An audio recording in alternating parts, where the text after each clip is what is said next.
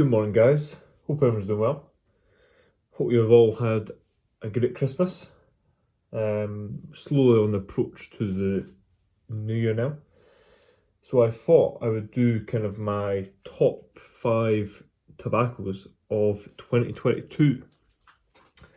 So to kick things off, some of you may know, be aware that kind of 2022 has probably been the year where I have explored certain blends which have kind of opened my eyes up to a whole different range of tobaccos, and that's largely German tobaccos for the most part. Kind of the whole width and breadth of new German tobaccos that I have explored this year has been quite wide. Probably at least 7 or 8 new German tobaccos that I have sampled and tried. Some of which have been okay, some of which have been fantastic, and 3 of which are here. And then I would say the most other common theme is Virginia Periques and Virginia. Those are kind of 2 blend components that I have really kind of found attractive this year. I've not really touched Latakia in any way for the last 12 months or so. Actually, it's probably more. It's probably about 14 or 15 months. I've not really smoked much Latakia. And that includes even Orientals, if I'm being honest. Although it is something I would like to try and hopefully transition back into. But I suppose it depends on your palate, kind of what you fancy and kind of how your tastes change. But to kick things off, I will start with a relatively new one for me, which is Escudo Navy Deluxe. This tobacco really needs no introduction. It's Virginia Perique coin cut. Everyone has probably heard of it. Some people will have it stacked deep within their cellars. It is a favourite among many. And for me, it's a blend that I only found about a month and a half ago. But I have already worked my way through most of a tin in that time. Which is impressive for me, as I don't really smoke that often. So to go for a whole tin, it shows something. Yeah, fantastic blend. Again, Virginia Perique, which is what I kind of lean towards more, I would say, than any these days. But a fantastic blend, one I look forward to hopefully selling in 2023, though that is to be determined, as it is currently out of stock in most places. It seems to be one of those tobaccos that kind of, since COVID, the supply chain hasn't really been there, or the demand has just exceeded supply tenfold, which I think might be the case. But again, as I'm sure everyone is aware, there's been a lot of issues with certain blends over the last kind of 12 to 24 months, which we're only now, some blends are starting to get back in stock, which is good at least. On to that, we have Freiburg Trier cut blended plug. This is a tobacco that I believe I found towards the tail end of last year, and it's quickly became one of my favourites. This is my top 5 of 2022, but that would be in my top 5 of all time so far. Kind of, it's a fantastic blend. As the name suggests, it's a blended plug which is then cut into flakes of different Virginia grades.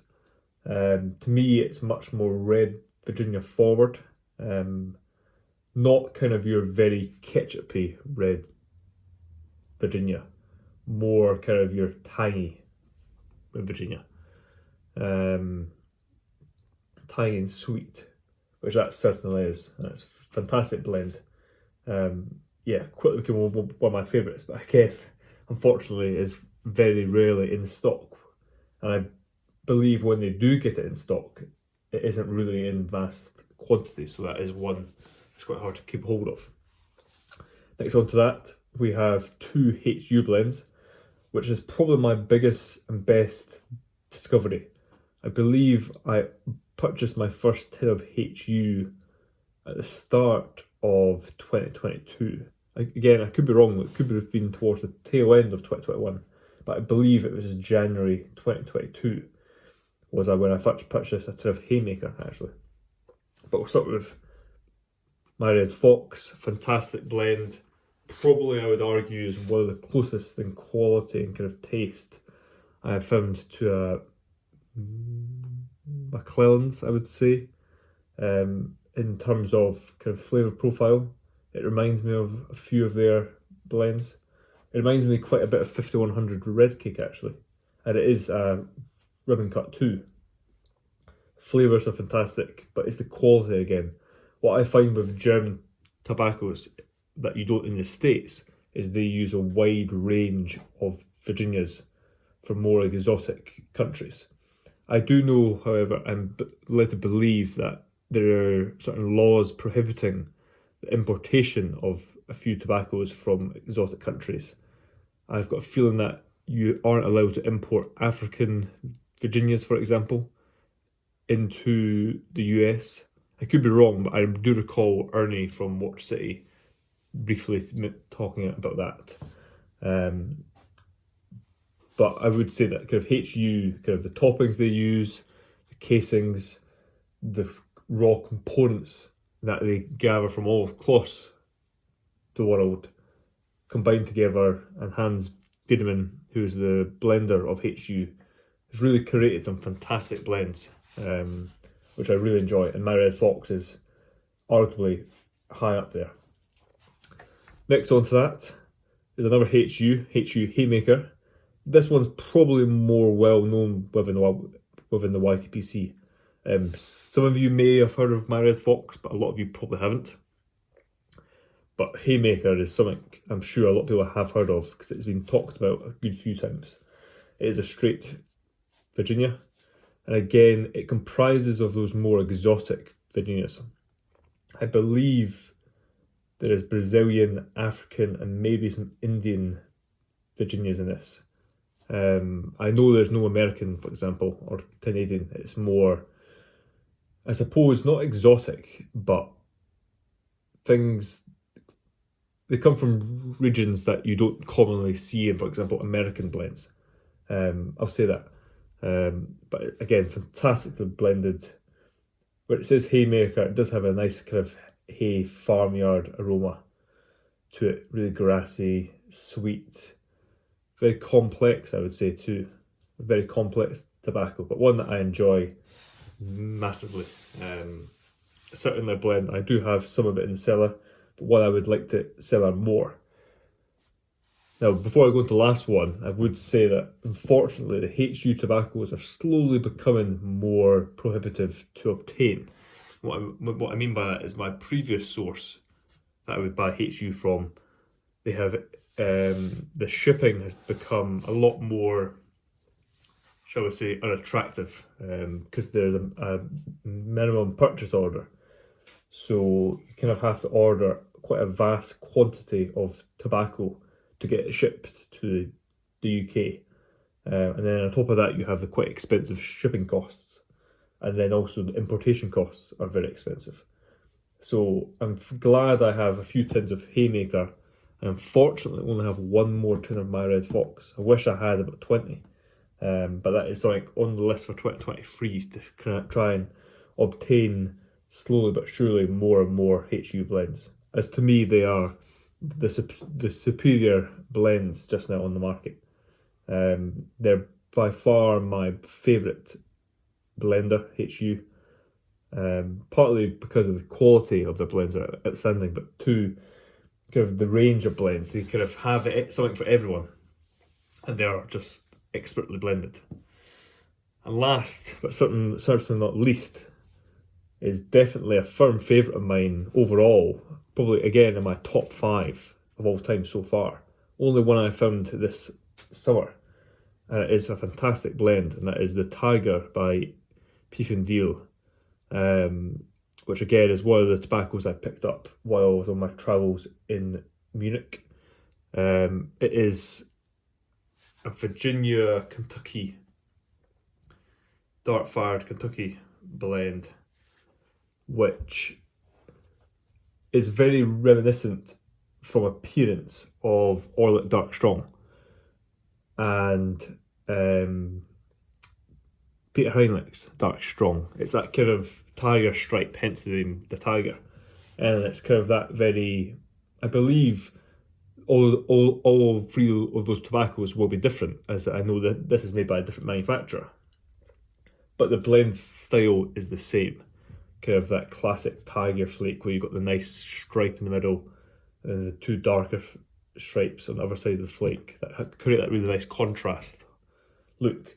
But the flavour of this, for example, is fantastic. Before this year, I had dabbled slightly in dark fire blends. I was never a massive fan of Kentucky. I don't know why. I suppose it's down to the blend.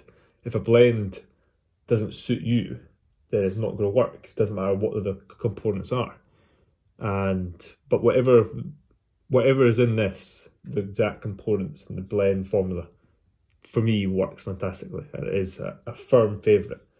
Probably my favourite find of the year, actually. It is that great. Because unfortunately, these free tobaccos are very prohibitive to get now due to shipping issues and also almost the impossibility of getting it shipped. You kind of have to be there to get it now. But that being said, apart from this one, these four you can get online. Quite often you can find in stock. You can always find HU, Married Fox and Haymaker in stock. In the States, you can quite often find Escudo in stock.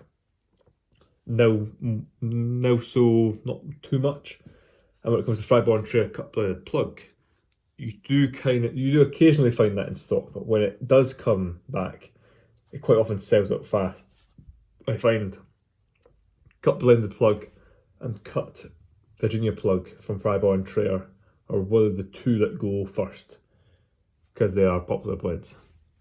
But with that being said, I've got a bit overboard. I plan to do a kind of a 1-to-1 ratio, talk about each tobacco, but we seem to be approaching the 13-minute mark. So with that being said, this is my kind of top 5 blends of 2022. I'm sure everyone has a similar kind of top 5 in the sense that they might have explored some new blends that they have tried, that they've fallen in love with, or they might have had a few blends in their top 5 of this year, which have been always in their top 5. For me, none of these have been in my top 5 because most of these I have discovered this year, apart from the cut blend plug, which was last year. But the other 4, especially the Escudo, was only about 5 or 6 weeks ago. It's certainly a range of blends which I plan on cellaring to the best of my ability in all 5. But yeah, that being said, I hope everyone takes care. Hope you've had a great rest of your week. And if I don't see you before, I hope you guys have a great new year. Take care all. Cheers.